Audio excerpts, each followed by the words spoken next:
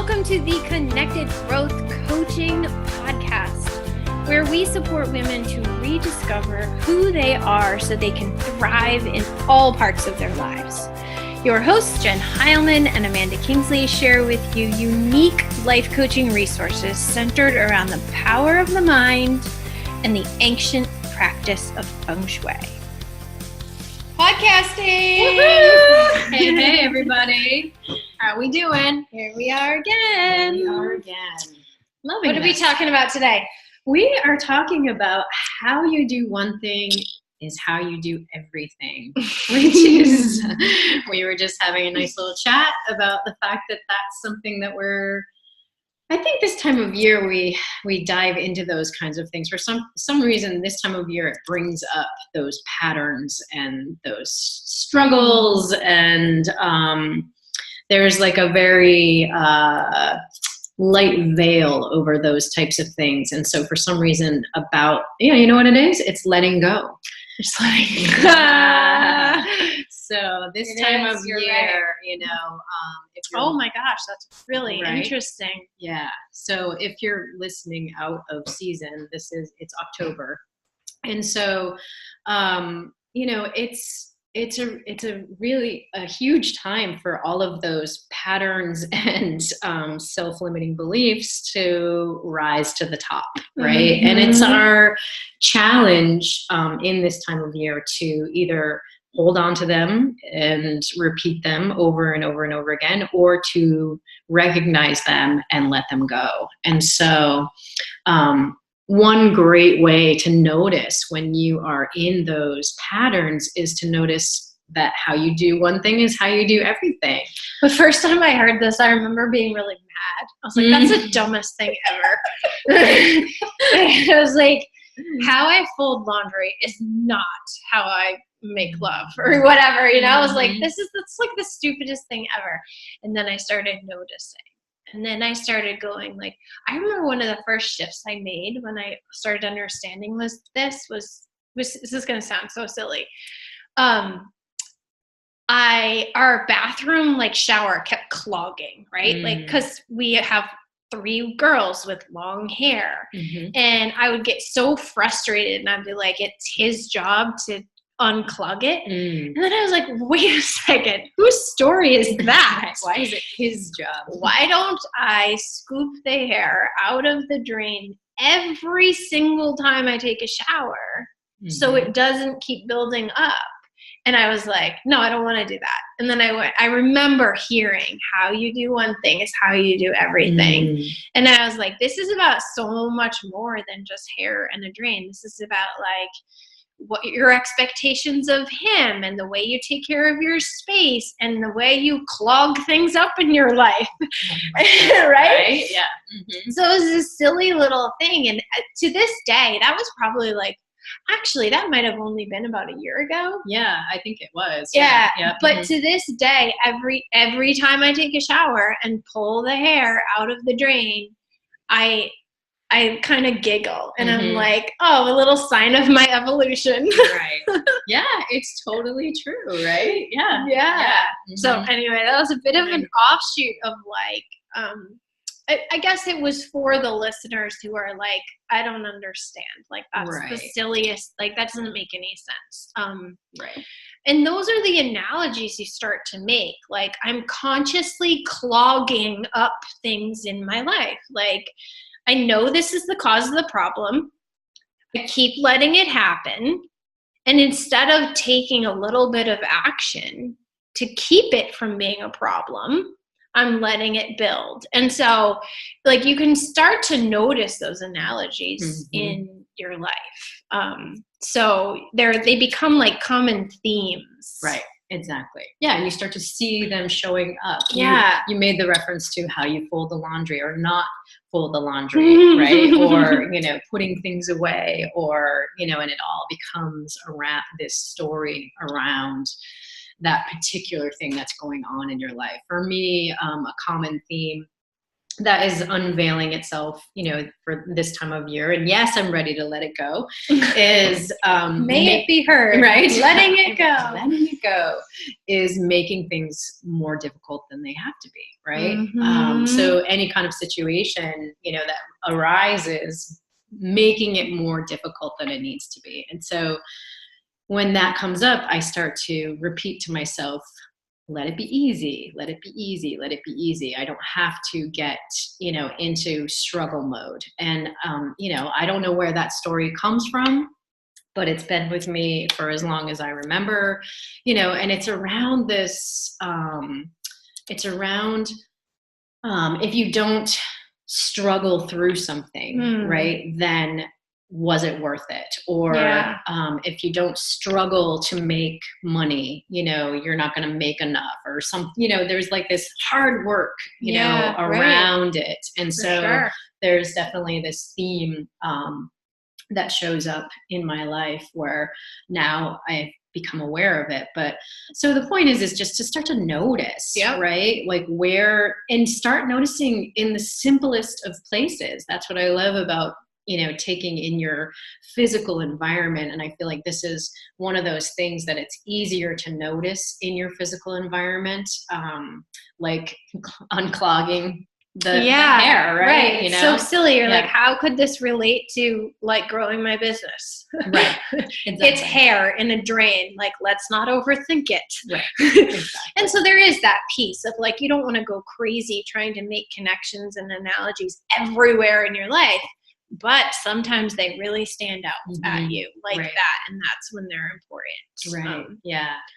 One huge story came to mind when we were discussing this topic and what we would potentially talk about. And it was just this past spring that my father passed away in February, and I was in a pretty dark place, for me. I'm a pretty positive person, always been kind of upbeat, and it wasn't a place I was comfortable in. And not that anybody is comfortable in that place, but I finally was on the edge of it where I was done with, that sort of feeling, and wanted to do something to shift out of it.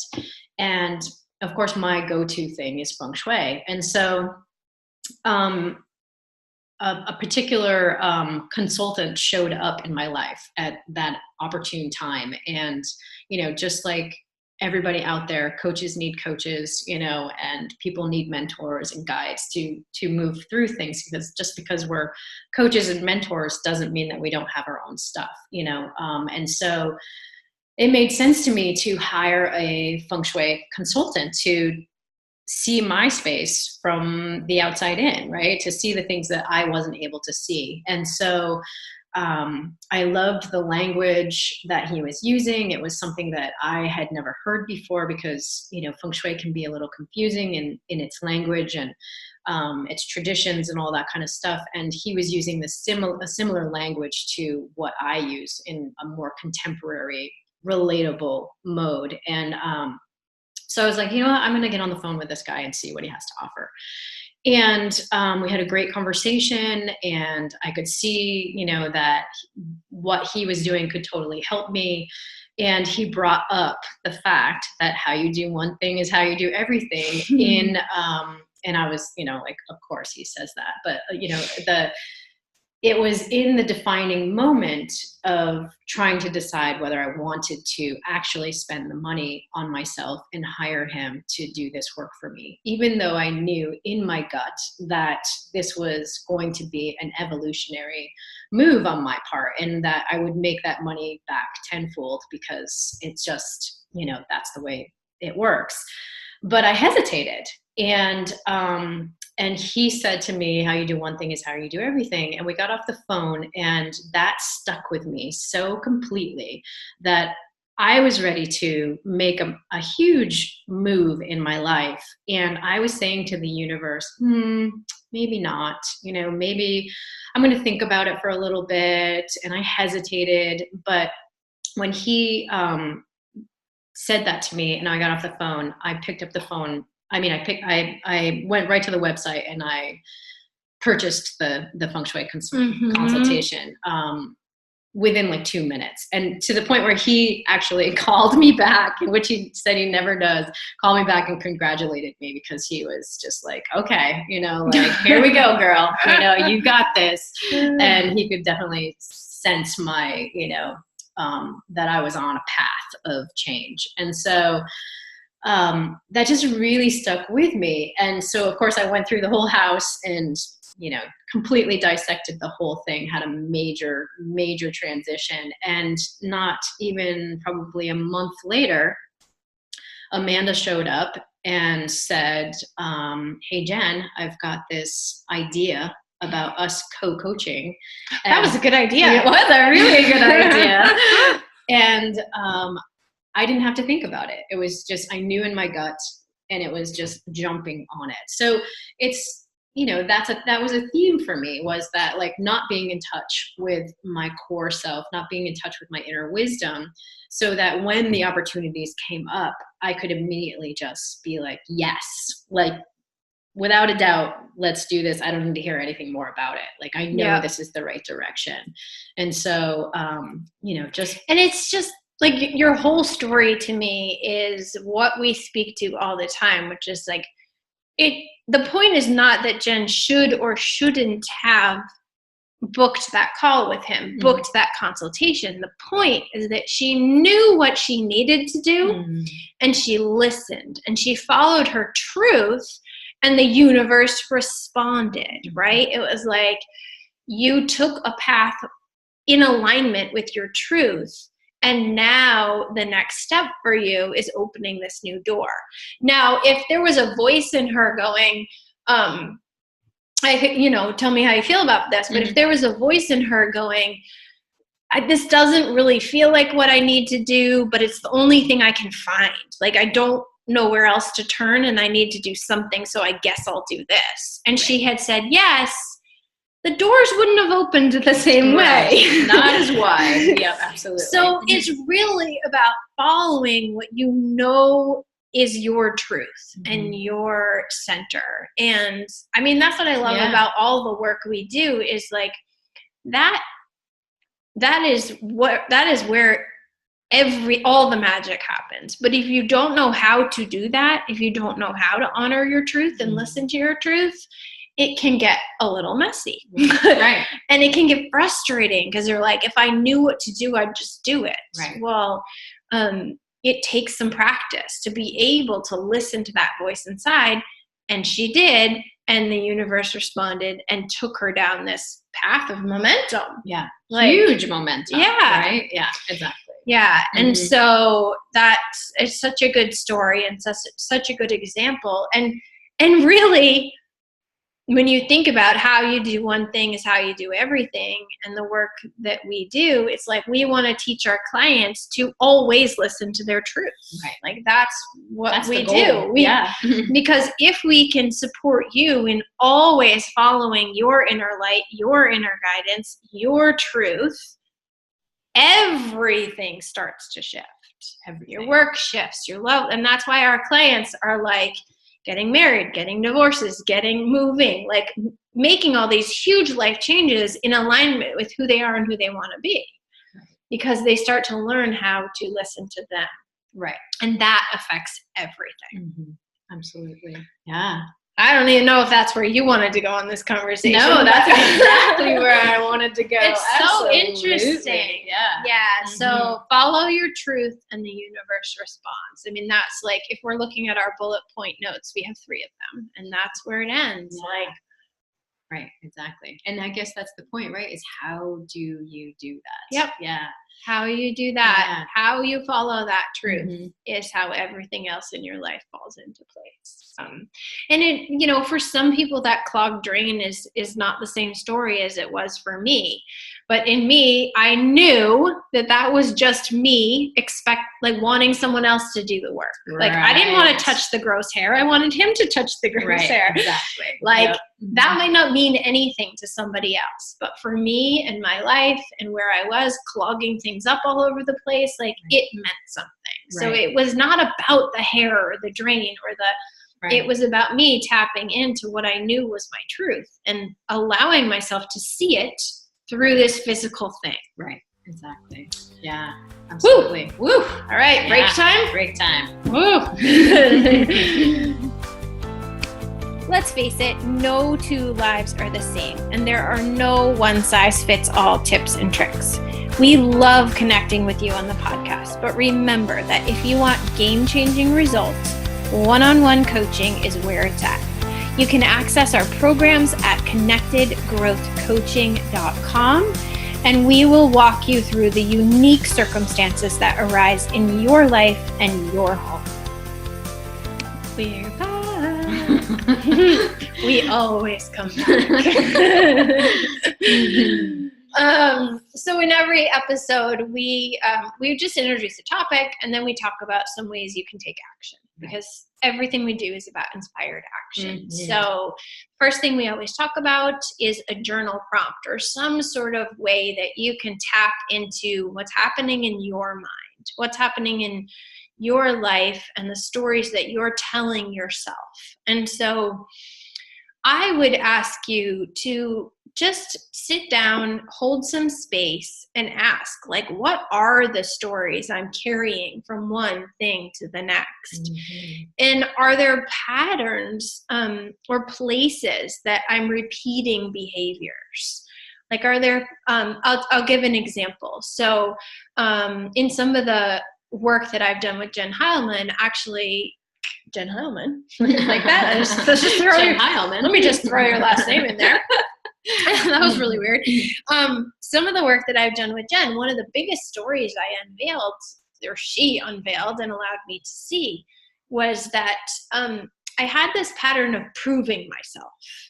And so it was this, and then once I noticed it, I started seeing it in all these different places in my life. Like, I would do this mound of dishes and I wouldn't put them away because I wanted to prove to my husband, like, that I did something that day. Evidence. Right. Yeah. Mm-hmm. Or I would fold a bunch of laundry and leave it there to prove to whoever walked in next that I'd been busy and important. Yes. And that I was worthy. Right. Because look at all this laundry I folded. I'm doing. Right. And if you put it away, they would come home to the spotless home. How would they know? How would they know? Right. Exactly. How would they know? Yeah. It's true though, right? So, and then I'll find it showing up in social media. So when I'm in a place where I'm like insecure, I find myself needing proof, or like I need proof from my clients that I'm actually helping them. And so now that I'm aware of this story, I can just start to see, oh, it's showing up here. It's showing up here. It's showing up here. There must be some work I need to do. And so when that comes around, it's like a whistle to me, or a flag. Yeah, thank you. It's like the flag that says we're here again. It's probably because you're up leveling, if that word makes any sense to you.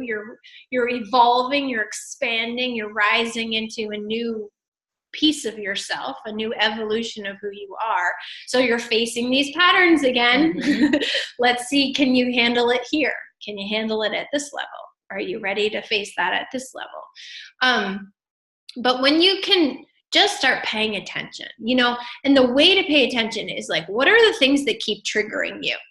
You get upset with your partner or your kids. Why? Just ask yourself why. And then when you go to work and you get upset with your boss or your coworkers, ask yourself why. And when you're stuck in traffic and you get upset with the other drivers, ask yourself why. And start noticing, is there a pattern in all of those places that is this a lesson I'm supposed to learn in some way? Is this a place in myself that I'm supposed to look at? And so, yeah, and then just ask, like, is it time to make some changes, or do you have some kind of pattern where you keep running from those things, right? Like, it wasn't working out with that boss, so I'm going to move on to my next job. It wasn't working out with that friend, so I'm going to move on to the next circle and community. It wasn't working out in that program, so I'm going to move on to the next one. But really, you're just ignoring that that voice. You're ignoring that truth and that pattern and that story. And that when you can heal it, it doesn't matter what job you're in or what friend you're hanging out with or what. It's like about Right. you, and it's about your wholeness and your completeness. So, And I just would love to add to that, oftentimes when we discover these vulnerabilities within us, that they present, as what we would consider maybe a weakness, but they're not a weakness. yeah. They're actually uncovering something that's really remarkable within us. And oftentimes our weaknesses, or our resistance to those weaknesses or vulnerabilities, for lack of a better word, uncovers our strengths. Uncovers our right. superpowers, Yeah. right? And when we're not clued into, what that is and what our core truth is, we see them as weaknesses and we keep running from them. And in fact, they are unlocking something that's really remarkable within us.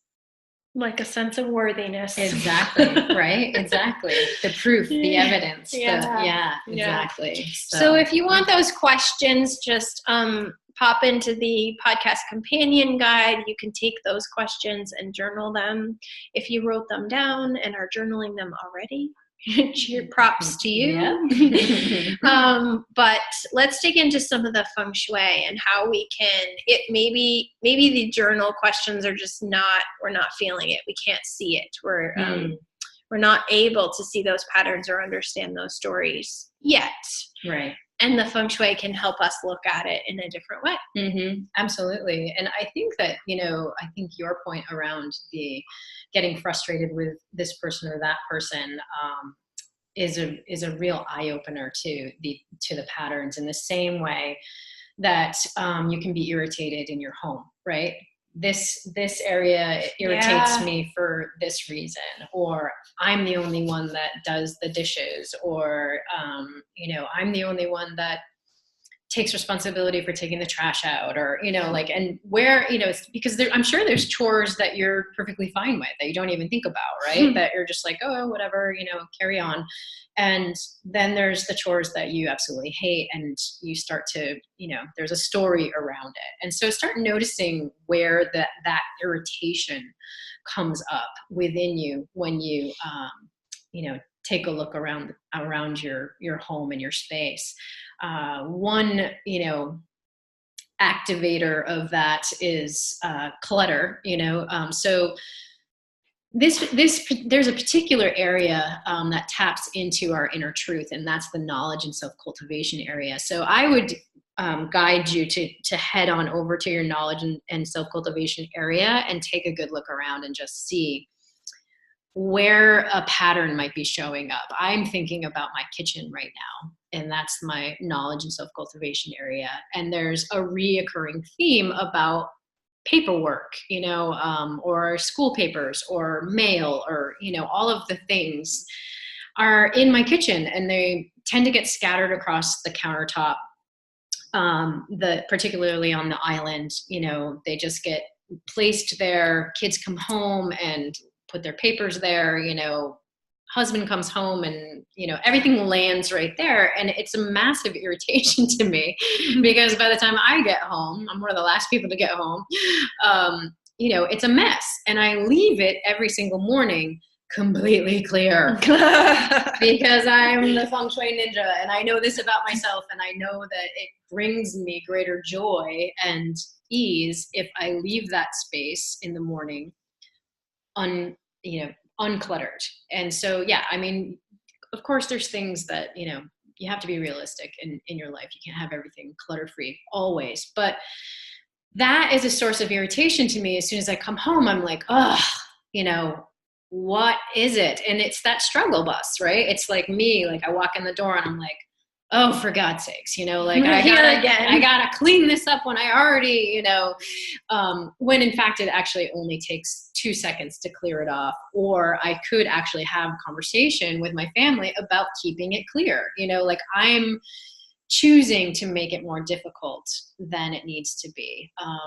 And the reason, I bring up the knowledge and self-cultivation area, and that area needing to be clear, is because that's really an area of quiet. It should be kept clean and clear, because it's this representation of how you have to be quiet and clear in order to hear those inner whispers, to hear that inner wisdom. And that's what the knowledge and self-cultivation area is tapping into that intuition. And so if that area is chaotic, or it's influenced by media or outside sources or junk mail or magazines, then, or it's just generally a mess, then every time you walk into that space, you're not going to feel calm and quiet, and you're not going to be getting the messages that you need to get to tap into that core person, that core self.